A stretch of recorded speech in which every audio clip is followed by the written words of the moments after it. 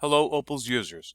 In this short tutorial, I'd like to illustrate how to edit Opals search options, customize, and prioritize OPAC search fields. You'll notice that when you pull the drop-down that typically says Anywhere, you'll have all these fields that you can choose to search from.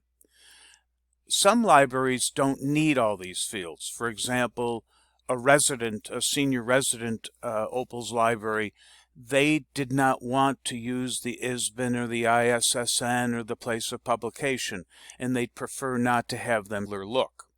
So, to edit these, you'll go to Administration, Preferences, and once the Preference menu comes up, you'll go to System Preferences. And then once System Preferences opens up, you'll go down to number 5, right here. Now, if you've been in here already and done any work, you may see text.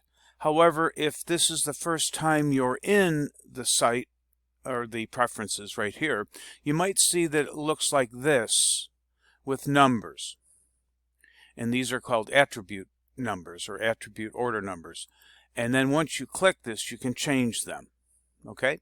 So I'm going back to my other library where I have the text. I'm going to click these, and this is where I can change either the order or what is shown or not shown. Bear in mind, and this is very important, that if you remove anything here, it will also be reflected on your Z import. So for example, if you removed ISBN, for example, it wouldn't be an option on your Z import. By the way, I always use Anywhere anyway in Z import for the most part, because most Z3950 resources support an Anywhere search, so I would scan an ISBN in, or the last name of the author and the first name of the book and a publication date, something like that. So if you'd like to remove some from this list, for example, the LC classification, if you're a Dewey library, do you need that? The LC control number. Do you need to search for place of publication? Maybe not. Most likely not in many schools, or even any library for that matter. The awards note would probably be a good search field, local call number, barcode, the Dewey number.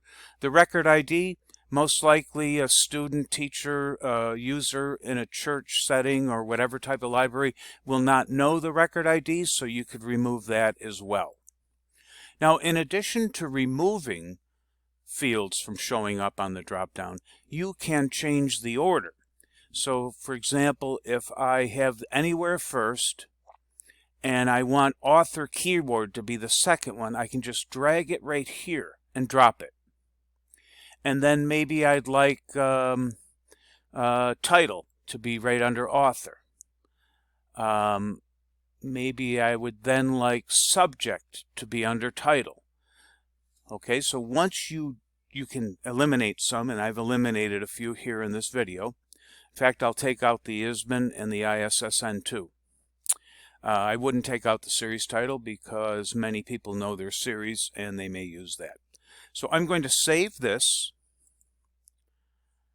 It's been saved, and I'm going to go back to my home page and bring down that menu again, and you'll see what's there and how it's changed a bit. I'll click the down arrow for the Anywhere search. Oops, sorry.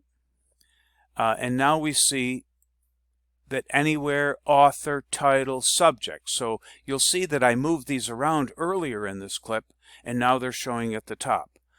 You will not see ISBN, ISSN number, LC number, because I removed them. So to do that, you simply go again, just to repeat myself a bit, Preferences, and when the Preferences menu comes up, System Preferences, and when that comes up, we'll go to number 5, OPAC display settings. Remember, the first time you go in, it might be numbers. Click here, and you can move these around, delete them off. But just remember, whatever you take off will not show in your Z import search capabilities. I hope this video has been helpful. All the best.